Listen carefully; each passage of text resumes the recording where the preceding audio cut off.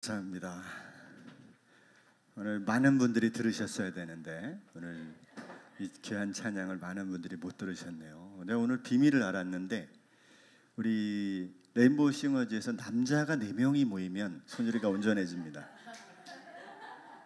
이제 알았어요. 네, 남자가 3명이면 불완전합니다. 남자가 4명일 때 온전해진다. 매주마다 역적이 나타나지 않기를. 우리 앞뒤 자분과 한 번 더 인사합시다. 잘 오셨습니다.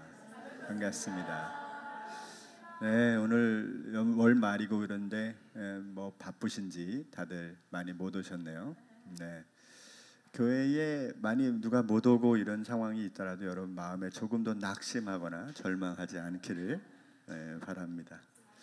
믿음은 언제나 나 한 사람이 중요한 겁니다. 한 사람이 중요한 겁니다. 바로 그 한 사람이 우리 자신이 되어야 됩니다. 사람들의 외적인 조건이나 외적인 형편을 가지고 신앙생활하는 게 절대 아니에요. 제가 쓰면 됩니다. 내가 온전히 쓰면 내 옆 사람이 살고, 내 옆 사람이 온전히 서면 나도 살고 이웃도 사는 거예요. 옆에 인사합시다. 반갑습니다.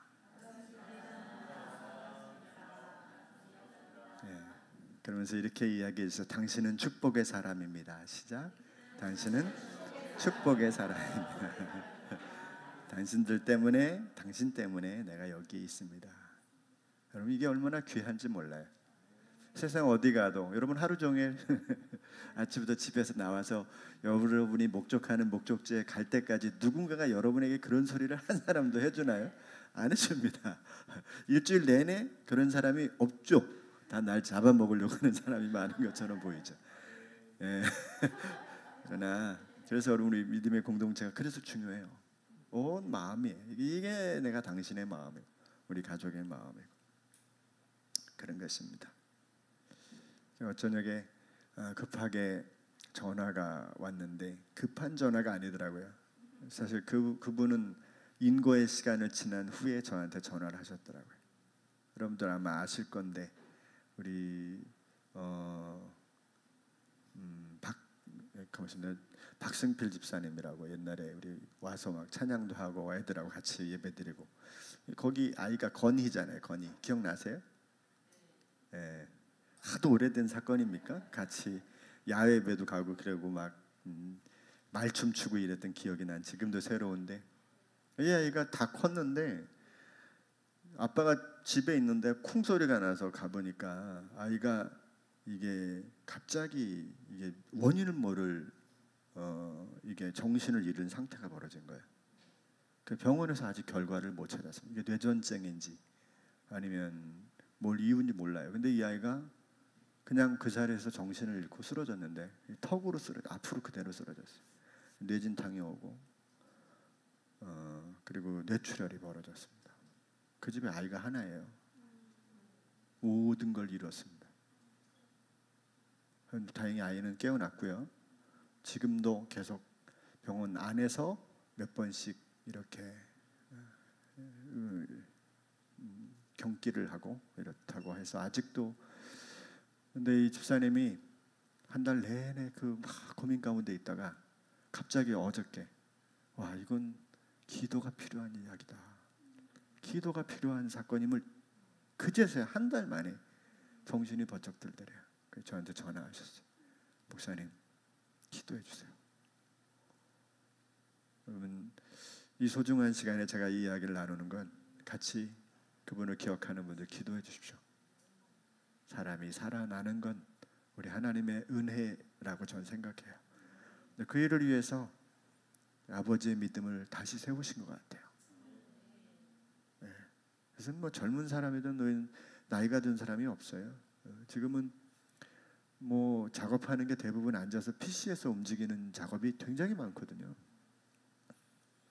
그러면 여러분 하루 종일 앉아가지고 있으면 피가 몰리게 되는 거예요. 요즘 아이들은 기름 덩어리 많은 음식을 많이 먹는데 그게 우리의 피만이라도 조금 이렇게 뭉치는 일들이 일어나면 혈관 한 군데 막아도 그냥 2, 3초 안에 쓰러지는 겁니다. 그런 시대로 우리가 살아가고 있는데 우리에게 중요한 거는 어쨌든 교회의 역할은 사람을 살리는 것이고 흩어져 있는 우리들의 삶은 사람을 살리는 것인 줄로 믿습니다. 목적을 거기 두십시오. 그 외에 어떤 것이 아니라는 것을 우리는 본문을 통해서 한번 나눠보고자 합니다. 오늘은 마가복음 3장 1절부터 6절까지 말씀을 가지고 사람을 살리는 성도라는 제목으로 함께 은혜를 나누죠. 여러분, 참된 신앙이 여러분 뭐라고 기준을 정하고 계십니까? 참된 신앙은요, 여러분, 우리 믿음을 가지고 있는 우리에게는 내 뜻이 아닌 하나님의 뜻을 알고 하나님의 뜻을 행하는 일에 초점을 두는 게 우리들의 삶의 신앙의 목적이 됩니다. 이게 아니면 뭐가 된다고요? 미신이 된다 그랬잖아요. 내 뜻을 이루기 위한 신앙, 미신입니다. 주술에 불과합니다. 기독교 신앙의 본질은 내 뜻이 아닌 주님의 뜻을 이루는 겁니다. 사도시대의 대부분의 신앙인들은 예수님을 예수님이라고 부르지 않았어요. 주님이라고 불렀습니다. 주님, 쿠리오스, 주님. 그 주님이라는 거 왜 굳이 수많은 표현 중에 예수님을 주님이라고 했을까? 그것은 로마 문화와 연결이 되어 있는 겁니다. 그 당시 때 사람들의 주인은 로마 황제였습니다. 아무리 그때 당시에 무슨 공화정이고 사람들이 그런 환경을 갖고 있다고 하더라도 그들을 이끌어가고 통치하는 왕이 그들의 주인이었기 때문에 그들은 어떤 세계관 속에서 나의 주인은 예수님밖에 없다 라고 하는 것이 그들 신앙인 안에 공공연하게 올라온 거죠. 그게 동일한 고백으로 불려지기 시작한 게 주님인 거야. 그래서 그들은 예수님을 주님이라고 불렀어요. 이 주님의 뜻을 따르는 것이 신앙의 본질이죠. 마태복음 18장 14절을 같이 읽어볼까요? 시작. 이와 같이 이 작은 자 중에 하나라도 잃는 것은 하늘에 계신 너희 아버지의 뜻이 아니니라. 한 사람도 잃어버리지 않는 게 하나님의 뜻. 요한복음 6장 40절에도 내 아버지의 뜻은 아들을 보고 믿는 자마다 생명을 얻는 것이다. 영생을 얻는 것이다. 마지막에 내가 이를 다시 살리리라. 그러면서 하나님의 뜻이 뭐냐? 사람을 살리는 거, 생명을 살리는 거. 이게 하나님의 뜻이라는 거죠. 저는 제 카톡 부사는 카톡을 제가 시작하는 날에 사람이 먼저다 정해놨어요. 나중에 저 문재인 대통령이 따라하시더만. 성경은 사람이 먼저입니다. 여러분, 사람이 얼마나 중요하면 하나님이 아들이 사람이 돼서 오셨어요. 이게 말이 됩니까? 사람이 중요하지 않으면 하나님이 사람이 돼서 이 땅에 오실 이유가 없는 거죠. 하나님이 당신 자신의 그 영광의 본체를 내려놓고 이 땅에 오셔서 사람이 됐다는 것만큼 나는 세상 어디를 둘러봐도 이런 신앙을 어디서 이런 신앙을 얘기합니까? 이런 신앙이 없어요. 그렇다면 여러분, 우리도 당연한 겁니다. 우리도 그 하나님이 가지셨던 그 목적을 마음에 두고 사는 게 참된 신앙이 되는 겁니다. 그럼에도 불구하고 여러분, 많은 사람들이 이상하게 이 기복신앙을 따라가게 됩니다. 기복신앙이 뭐냐면 말 그대로 복을 비는 겁니다. 복을 기도하는 거죠. 구하는 거죠. 그래서 이 하나님 자체나 그분의 뜻을 따르기보다 그냥 건강이나 부나 성공이나 자녀들의 번영 이런 것들이 내 마음속에 현세적으로 그들이 누렸으면 좋겠다라고 하는 것으로 초점을 맞추는 거죠. 그게 잘못됐다는 것은 아닙니다. 당연히 우리가 이 세상에 살면서 그런 필요와 욕구와 조건들이 있죠. 여러분, 밥 먹는 것도 중요하고 좋은 옷을 입는 것도 중요하고 어디에 잠을 자는 것도 중요하잖아요. 되게 중요한 겁니다. 사실 그건 우리들의 어떻게 보면 세상을 살아가는 수많은 이유 중에 가장 중요한 이유 중에 하나잖아요. 그죠? 그런데 주님은 그걸 다 이방인들이 구하는 것이라고 치부를 해버리세요. 자, 이 말을 우리말로 표현하면 뭐죠? 이건 하나님을 믿는 너희들이 구할 내용이 한 개도 없어 라고 말하는 거예요. 이게 너무 웃기잖아요. 우리들이 중요하다고 생각하는 가치가 하나님이 생각하는 가치와 좀 다른 거죠. 하나님의 가치는 뭐냐? 하나님 자신의 뜻인데 그게 사람에게 있다는 거예요. 사람에게 있다. 어저께 어떤 영상을 보는데 김홍신 씨가 그런 말을 하는 거예요. 저 그 듣는데 그냥 툭 외워지더라고. 김홍신 씨는 그런 거예요. 즐금이 없는 삶은 불법입니다. 그러는 거예요. 그래서 저게 왜 그런 말씀을 하실까? 그랬더니 그 이제 짧은 영상인데 그런 표현을 하는 거예요. 들의 꽃은 태양이래요. 태양의 꽃은 지구랍니다. 지구의 꽃은 사람이래요. 사람의 꽃은 사랑이랍니다. 사랑의 꽃은 용서랍니다. 용서의 꽃은 인생이래요. 인생의 꽃은 즐김이랍니다. 그러니까 즐겁게 삽시다 이러더라고요. 논리가 그렇게 펴지는 거예요, 이분은. 근데 저는 그런 생각이 드는 거예요. 정말 하나님의 꽃, 정말 하나님이 우리에게 원하시는 그 하나님의 꽃은 뭐냐? 사람인 거죠, 사람. 그러니까 여러분, 사람이 이 세상에서 하나님과 더불어 영원토록 즐겁게 사는 일이야말로, 여러분, 그렇게 하는 일이야말로 누가 그렇게 살지 못하면 그렇게 살 수 있는 환경을 열어주는 거죠. 이런 신앙적 기복신앙적 태도는 되게 위험해요. 그래서 자기 것만 구하기 때문에 완전히 절대적 경쟁에 들어가 버리는 거예요. 누가 더 열심히 기도하고 누가 열심히 구하고 해서. 근데 이게 참 재밌는 거예요. 제가 말씀 한번 드렸죠. 한국 교회에 이상한 신학이 들어온 이유는 70년대 80년대 한국이라는 사회가 얼마나 발전을 했습니까?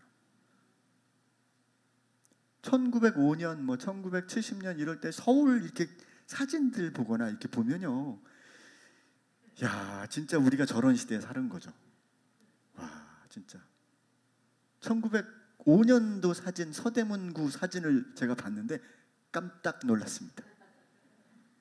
모든 집이 초가집에다가 길이 딱 한 길이에요. 서대문으로 들어가는 길, 그 하나가 딱 거기에 있더라고요. 그 안산이니 인왕산이니 보면 너무 황폐해.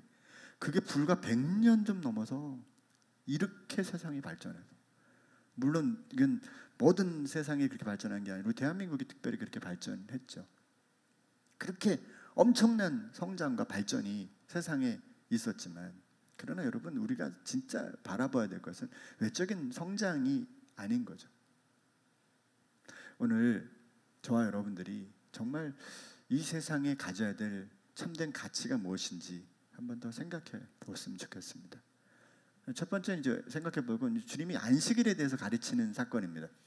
여러분, 유대 나라는요, 그 당시에 2000년 전엔 그 유대 나라는 두 가지 사건을 범하면 즉결 처형이 들어가도 아무런 제재를 받지 않습니다. 그게 뭐냐면 성전을 모독하는 사건. 성전에서 자기의 규례들을 마음대로 자기가 하거나 그러면 그냥 돌로 쳐서 사형을 처할 수가 있어요. 또 하나가 뭔지 아세요? 이 안식일을 범하면 즉결 처형을 받습니다. 그래서 이제 예수님이라는 분이 등장하니까 유대인들이나 또 바리새인들이나 사두개인들, 이런 사람들이 이제 이 예수님을 제거할 목적을 가지고 예수님을 살피기 시작합니다. 그것 중에 뭘 할까요? 성전에서 무슨 일을 하는가를 보고, 또 하나 안식일에 무슨 일을 하는지 자세히 살피는 겁니다. 죄목을 쫙 걷는 겁니다. 모두가 검사가 돼가지고 하나하나 죄목을 짚고 있는 겁니다. 그런 사건이 이제 벌어져요. 자, 그 안식일에 주님이 회당에 들어가십니다. 회당에 들어가서 하나님의 뜻이 어디 있는지를 보여주는데요. 그런데 재밌는 거는 사람들이 그 예수님이 이러한 일들을 행하는 것을 자세히 보는 거예요. 왜? 어떻게 하든지 하나 꼬투리를 잡아서 예수님을 즉결 심판을 하려고. 그런 와중에 주님께서 한편 손 마른 사람을 한가운데 탁 세우십니다. 이 한가운데 세웠다는 건 뭐예요? 저기 손 마른 사람 잠깐 저 뒤로 좀 가볼까요? 그래서 저 뒷자리에 가서 나을지어다 이렇게 안 하시고, 사람들이 다 노리고 있는데 오늘 안식일에 무슨 일만 해봐 이러고 지켜보고 있는데 갑자기 저분 손 마를 그 자리에 한번 일어서세요 이런 거잖아요. 가운데 세우신 거예요. 다 보라고.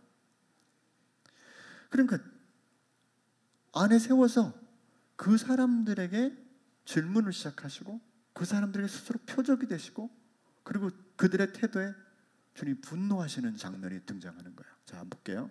자, 한번 읽어봐요. 시작. 그들에게 이르시되 안식일에 선을 행하는 것과 악을 행하는 것, 생명을 구하는 것과 죽이는 것 어느 것이 옳으냐 하시니 그들이 잠잠하거늘. 다 주목하고 있는 한 사람을 딱 세워놓고 먼저 질문을 합니다. 야, 안식일에 선을 행하는 게 맞냐? 악을 행하는 게 맞냐? 또 생명을 구하는 게 맞냐? 죽이는 게 맞냐? 이게 선을 행하는 게 뭐와 연결돼요? 생명을 구하는 것이고 악을 행하는 건 생명을 죽이는 것과 연결됩니다. 뭐가 옳으니? 이렇게 묻습니다. 그러면서 그들이 아무 말도 못하는 거예요. 왜 못할까요? 여러 가지 이유가 있겠죠.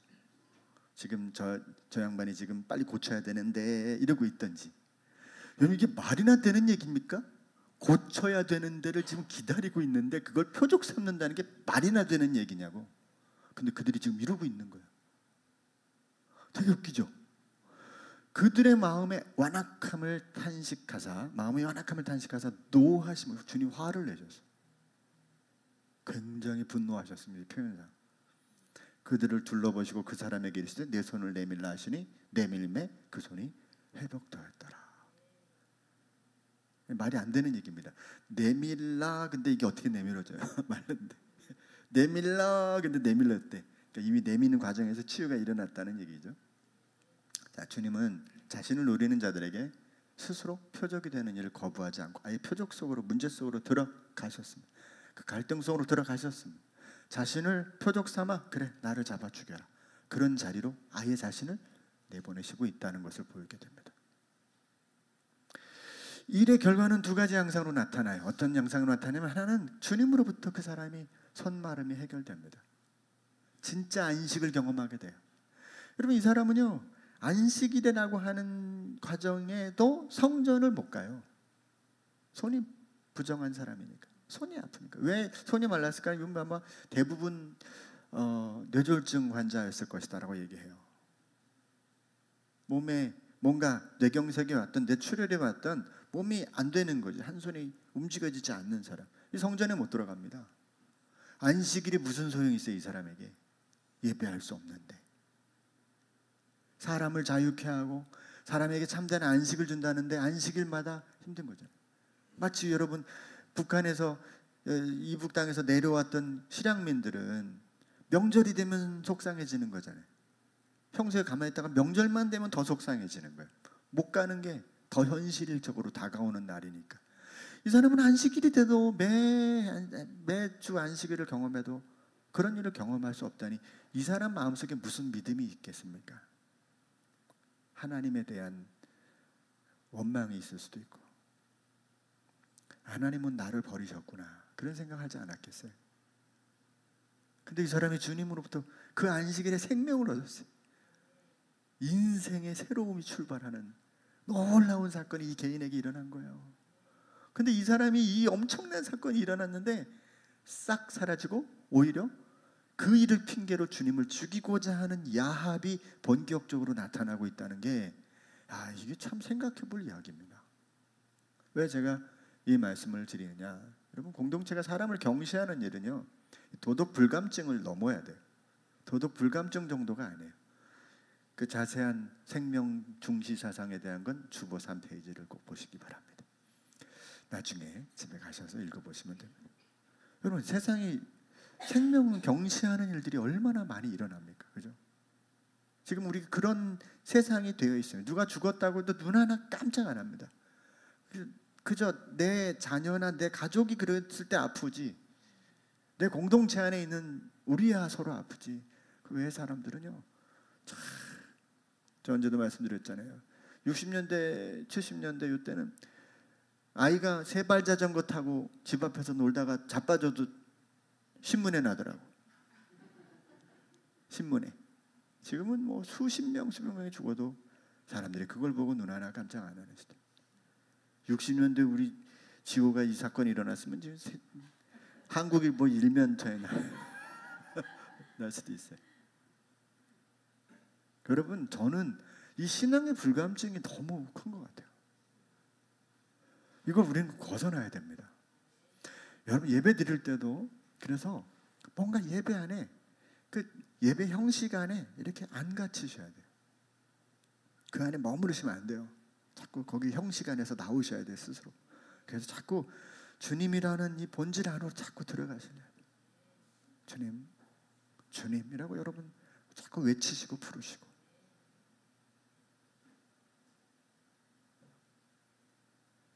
자, 눈이 가려진 사람들의 이야기를 한번 해보겠습니다. 왜 이들이 이럴까? 여러분 본문에서 주목해야 될 것은 주님의 뜻을 보고 조금 더 물러서지 않고 오히려 진리를 제거하는 사람들의 태도라고 저는 생각해요. 이 생각 많이 해야 될 이야기입니다. 이런 모습이 바리새인이나 헤롯 땅뿐 아니라 여러분 우리 자신에게 있다는 걸 알아야 되는 거예요. 여러분 저 안에 그게 있어요. 제 안에 이런 모습이. 이게 너무 안타까운 거예요. 여러분 헤롯 땅은 신약성경 시대에 활동하던 정치적 성향을 가진 유대인들인데요. 이 사람들은요 말 그대로 헤롯 왕가를 지지했어요. 정치적 성향을 딱 가지고 가니까 살벌하죠. 여러분 정치적 성향은 이게 거의 종교 같아요. 정치적 성향이 그냥 딱 이게 좌로나 우로나 딱 치우치는 순간 하나님도 안 보이는 거예요. 이게 그렇게 돼 있습니다. 되게 위험한 거죠. 그러니까 당연히 헤롯 왕가를 지지하는 이들과 바리새인들이 좋은 관계가 될 리가 없어요. 그런데 이 불편한 관계가 한 가지 목적으로 지금 하나가 되고 있다는 거예요. 그 목적이 뭐예요? 진리를 제거하는 일을 하고 있는 거예요. 자기도 모르게. 원수와 야합까지 하면서 진리를 제거하는 이유가 무엇인지를 먼저 살펴야 되는 거예요. 또 무엇보다 이게 주님이 굉장히 분노한 사건이잖아요. 그러니까 우리가 이 원인을 좀 찾아볼 필요가 있어요. 저는 이 원인이 뭘까라고 생각하면 우리가 잘 아는 대로 이건 편견과 선입견에 대한 무지 때문이에요. 자, 이들에게 진리가 왜 가려졌냐면 자신들이 알고 있는 지식 때문에 가려진 거예요. 여러분 지식이 어떻게 만들어져요? 듣고 읽고 보고 듣고 경험하면서 생기는 거잖아요. 그러니까 내가 지금 가지고 있는 나의 지식이 우리로 하여금 편견을 갖고 선입견을 갖게 만드는 원인이 된다는 걸 먼저 생각해야 돼요. 그러니까 여러분 신앙은 뭐냐 이렇게 생각해요. 우리 이제 제가 나온 신학교에 표방하는 신학의 정신이 뭐냐면 그걸 개혁주의라고 말해요. 개혁주의. 개혁주의라는 건 뭐냐면 이걸 이제 정확하게 이렇게 표현을 뭐 복잡한 거 다 단순하게 표현하면 이런 겁니다. 나의 지금의 신앙과 지금의 지식과 지금 내가 알고 있는 그 모든 것이 지금 하나님의 말씀으로 지금 내게 들려주는 성령의 음성으로 날마다 개혁되어야 되는 거예요. 그러니까 성경을 읽을 때 내가 그동안 이걸 이렇게 알고 있었어를 지우셔야 돼요. 그냥 아무것도 없는 속에서 하나님 나에게 오늘 이 말씀을 알려주세요. 저는 그게 더 중요하다고 봐요. 이거 안에 내가 갇혀 있으면 그 다음에 내가 가지고 있는 것으로 딱 기준 삼아서 나머지가 다 평가가 됩니다. 그러면 그 가치는 거기서부터 삐뚤어지게 됩니다. 여러분 자신이 알고 있는 것에 대한 절대적 신뢰는 결국 무지혜가 만들어지나요? 신기하게. 그렇지 않습니까? 여러분 바리새인들이 신학자들이에요. 평생을 배우고 익히는 일을 하는 사람이에요. 그런데 이 사람들이 놀라운 점은 뭔지 아세요? 자기들이 배운 그대로 살아내는 사람들이에요. 얼만큼? 파를 이렇게 자기들이 농작물로 파를 이렇게 얻었어요. 그러면 파 뿌리를 셉니다. 459개, 11조, 45.9개 이렇게 해서 내는 사람들이. 그러니까 얼마나 정확하게 이 사람들을 살려고 애를 쓰는 사람입니까? 그런데 오히려 그런 신앙에는 지금 이 진리이신 예수님을 거부하게 만들고 있다는 거잖아요. 저는 이 이야기가 제 이야기예요.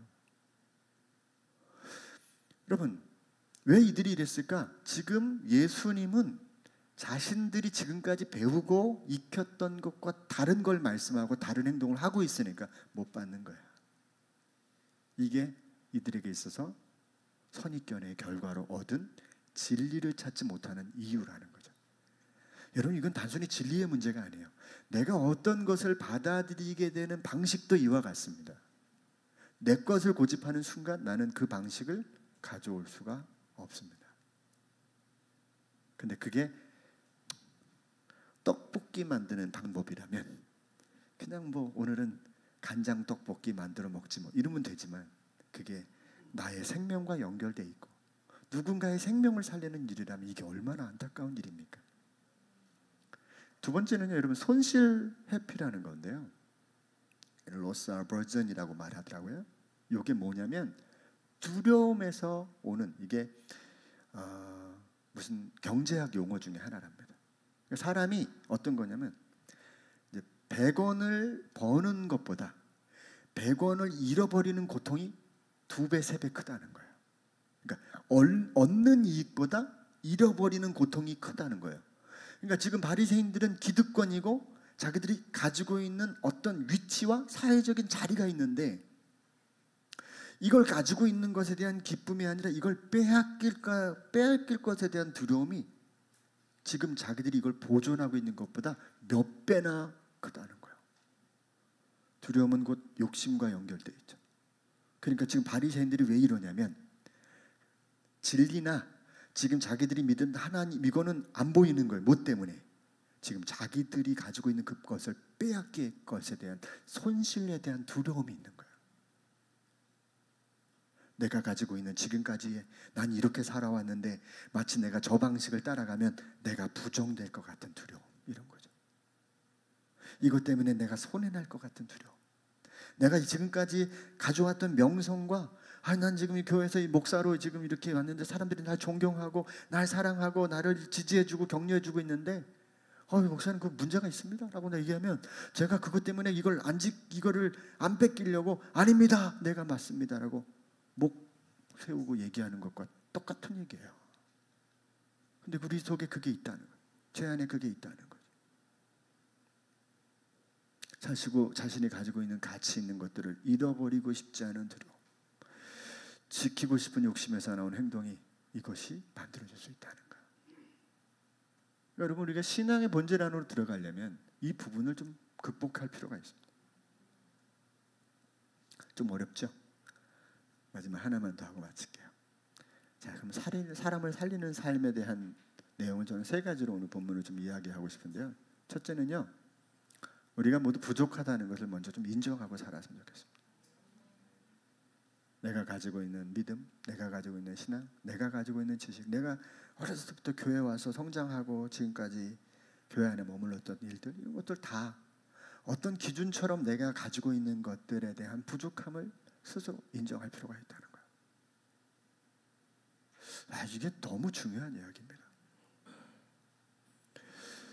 이 바리새인들이 바뀌지 않는 이유에서 벗어나려면 여러분, 우리 자신의 부족함을 인정하는, 저는 이게 지혜라고 생각해요. 이건 지식이 아니에요. 이게 내 삶에서 있어야 돼요. 그러니까 남편과 아내가 온전한 관계를 유지하려면 당신은 나 때문에 살아라고 하는 표현이 나오면 안 돼. 절대 나오면 안 돼요. 나오는 순간 갈등이 고개를 쳐듭니다. 뭔지 아세요? 당신 나와 살아줘서 고마워. 이게 나와야 돼. 자녀들한테는 너가 내 자녀가 되어줘서 고맙다. 이 말이 나와야 돼. 니들은 내가 없으면 어떻게 살래? 이런 말이 나오면 안 돼요. 이건 죽기로 작정한 언어입니다. 근데 우리는 그게 막 튀어나와. 네? 마치 그게 사실이냐? 아닙니다. 자신의 재능, 지식, 경험을 우선하는 사람에게 나타나는 특징은 다른 사람이 그 사람을 좋아하지 않아요. 진짜입니다. 나에게 말을 잘 걸고 대화해주고 전화 온다고 여러분 착각하면 안 됩니다. 야합하는 거예요. 야합하는 거. 진짜 나를 순수하게 좋아하는 대상이 여러분들에게 있어야 돼요. 물어보세요. 사람들한테. 당신 나 정말 순수하게 좋아합니까? 솔직하게 얘기해달라고. 솔직하게. 진짜 내 마지막 소원인데 솔직하게. 쉽지 않습니다. 내가 부족하다고 느껴지는 사람에게 사람은 도움을 주고 싶은 마음이 생기는 거고 연합하고 싶은 마음이 생기는 거예요. 겉으로 드러나지 않아도 일종의 바리새인의 야합과 같은 관계가 만들어질 수 있다는 걸 기억해야 됩니다. 여러분, 신앙도 그렇지 않아요? 왜 주님이 그렇게 간절히 필요하죠? 나의 속에 있는 이 더러운 욕망들과 부족하고 부끄럽고 인간적인 나의 생각을 발견할 때 하나님이 다가오는 거예요. 그때 하나님이 오는 겁니다. 그때 주님, 나 주님 필요해요. 주님 살려주세요. 이게 되는 거예요. 근데 내가 다 갖췄는데 뭐하러 주님이 필요합니까? 충분한데. 그래서 저는 가끔 하나님이 참 이상한 그 환경에 우리를 노출시킬 때가 있잖아요. 절체절명의 위기를 만나게 하고 전혀 할 수 없는 환경에 나를 탁 만들어 버리시잖아요. 그 이유가 난 뭘까 생각하면 너 포기해, 이런 겁니다. 포기해.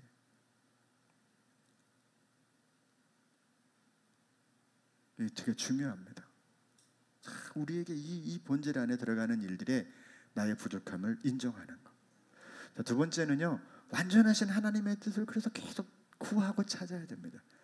제가 예전에 지나가다가 정말 저 가게 이름 잘 지었다. 그게 뭐냐면 소리연구소예요. 소리연구소. 성악연구소 이런 겁니다. 근데 난 저 진짜 잘 지었다는 생각이 들어요. 이 세상 그 누구가 성악을 완전하게 할 수 있는 사람이 어디 있어요? 몰라요. 잘 안 돼요. 이게 성악을 어떻게 잘할 수 있을까? 교수님들마다 다 달라요. 보컬 강사들마다 다 달라. 그죠? 여러분, 하물며 하나님의 뜻을 우리가 어떻게 알아요? 다 모르지. 그래서 이건 찾아가야 돼요. 평생. 주님 앞에 서는 그날까지 찾아가야 돼요. 그럼 이 세상에는 완전한 게 없어요. 있다면 오직 하나님의 존재와, 여기서 아멘 하셔도 됩니다. 하나님의 성품과 하나님의 행위와 하나님의 구원하심에 있습니다. 이게 완전한 거예요. 그래서 우리는 신앙을 갖는 거잖아요. 우리 안에 이게 없어요. 이게 완전하기 때문에. 세상에는 완전한 게 없어요. 그래서 우리는 하나님의 이 완전하심을 찾아가는데, 문제는 뭐냐면 우리가 하나님을 아는 자식 그 자체가 완전할 수 없다는 사실이에요. 그래서 계속 그 뜻을 구하고 찾는 거예요. 너희는 그의 나라와 그 뜻을 구하라. 그 길로 가라. 그 길을 찾아서 가라. 그리고 그것이 우리 가운데 있으면 내가 어떤 선택을 하고 어떤 말을 하고 어떤 결정을 할 때 그 판단의 기준으로 그것을 앞에 놓고 잠깐 멈추는 거예요. 여러분, 요새 자동차 운전하는 분들 힘들죠? 언제 제일 힘들어요? 우회전할 때. 네? 우회전할 때 어떻게 가야 되나 이거 고민하죠. 오늘도 불법을 저질렀는데 이렇게 지나갈 수 있잖아요. 그죠? 근데 여러분, 그 무선 멈춤으로 하는 그 일을 왜 그렇게 불편한 일을, 나라의 운전사들이 불편한 일을 왜 할까요? 그게 안전하니까. 그게 아이들의 생명이나 그것이 헛된 생명을 잃어버리지 않게 만드는 거니까. 저는 여러분, 믿음의 사람들은 적어도 이게 있어야 돼요. 막 화가 나도 말씀 앞에 한 번은 서야 돼요. 야, 이게 주님의 뜻이 뭘까? 맞나 이게? 이게 주님의 말.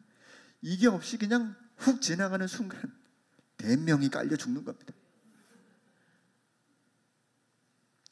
우리 교회 안에도, 여러분의 가정 안에도, 우리들의 삶 속에도 정말 영적인 횡단보도가 말씀으로 탁탁 세워질 수 있기를 간절히 소망합니다. 그 문제를 놓고 기도하고, 내가 이걸 어떻게 해야 되지? 어떻게 해야 되지? 그리고 대화하고 또 풀어가고, 힘쓸 때 길이 열리는 거예요. 마지막 세 번째입니다. 사람을 살리는 일을 실제화합시다, 이런 얘기입니다. 이게 뭐냐면, 여러분, 본문에서 예수님은요, 안식의 규례조차 사람을 살리는 일을 막을 수 없다. 그래서 누가복음에는요, 어떻게 표현하냐면, 그러므로 인자가 안식일에도 주인이다, 이렇게 표현해요. 그러니까 이게 무슨 뜻이냐면, 하나님이 안식을 만드신 것이고 그 하나님이신 예수님께서 그 안식이 이런 거야 라고 보여주신 거라는 거죠. 그걸 인정해야 된다는 거죠. 사람을 살린다는 것은, 그래서 저는 이게 순서가 있다고 봐요. 첫째는 육체적인 거, 두 번째는 인격적인 거, 세 번째는 영적인 거라고 봅니다. 이게 뭐냐면, 순서가 뭐냐면, 이 사람이 지금 굶주려 있어요. 근데 굶주린 사람한테 예수 믿을래요? 안 믿을래요? 믿으면 떡 주고 안 믿으면 안 줄래요? 이게 아니고 굶주려 있으면 먹여야 돼요. 먹이고 그 사람을 인격적으로 섬기는 거죠. 그 후에 영적인 얘기를 나누는 거죠. 물론 이게 꼭 그 순서로 가야 되는 건 없어요. 그러나 사람을 살리는 게 이런 과정이라고 저는 생각해요. 그러니까 누군가의 육체가 힘들다 그러면 도와야 됩니다. 함께 해야 됩니다. 그리고 그 인격이나 삶이 어떤 이 세상 안에서의 여러 가지 환경, 문화적인 환경이 어렵고 고통스럽다 도와야 됩니다. 그리고 마침내 그를 영적인 자리에 세워 놓을 수 있도록 그를 돕는 거예요. 여러분, 제가 이제 매년 봄에는 우리 VIP 초대 행사를 합시다. 제가 이런 표현을 했는데요. 제가 이번에 이거 하면서 한 번 더 깨달은 게 있어요. 그게 뭐냐면 한 분을 우리 교회의 VIP로 이렇게 교회 안에 모셔오는 일들. 여러분 이거 해본 분들은요 절대로 만만하지 않습니다. 해봤다면. 저도 이번에 하면서 몇 사람을 정했는지 몰라거든요. 제가 몇 명을 제가 시도를 했는지 모릅니다. 근데 그게 다 이루는 과정에서 그 많은 분들이 안 됐어요. 저도 그래요. 저도. 근데 여러분 그렇게 한 분을 섬겨서 우리 교회 공동체 안에 이렇게 오는 걸 경험하는 사람은요 기존의 교회에 계신 분들을 함부로 할 수 없어요. 왜? 얼마나 귀한 자리에 여기까지 오느냐고 고생한 사람인지 알기 때문에. 기적 중에 기적이니까. 기적 중에 기적. 사람을 살리는 거는 그런 일들이 우리 속에 일어나야 돼요. 그러니까 교회에 가면 이런 일들이 일어난다. 그래서 저는 사람들하고 교제할 때 그렇게 얘기합니다. 뭐 필요한 거 있으면 저한테 전화하세요. 제가 전화 드립니다. 전화번호 줍니다. 제가 다 어떻게 도울 수 있겠어요?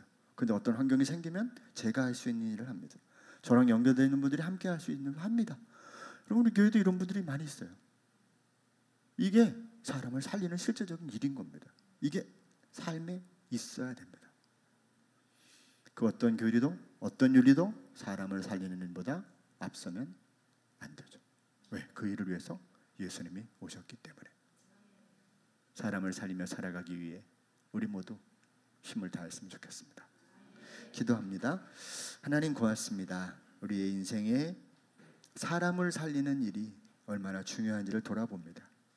안식일의 표적이 되고 죽을 위기까지 놓여질 수 있는 자리까지도 주님은 사람을 살리는 것을 보여주심으로 우리의 갈 길을 알려주셨습니다. 우리의 부족함을 알게 하시고 하나님의 뜻 앞에 늘 세워주시고 뿐만 아니라 할 수 있는 일을 통하여 사람을 도우며 세워갈 수 있는 저희들이 되도록 도와주시옵소서. 예수님의 이름으로 기도합니다. 아멘.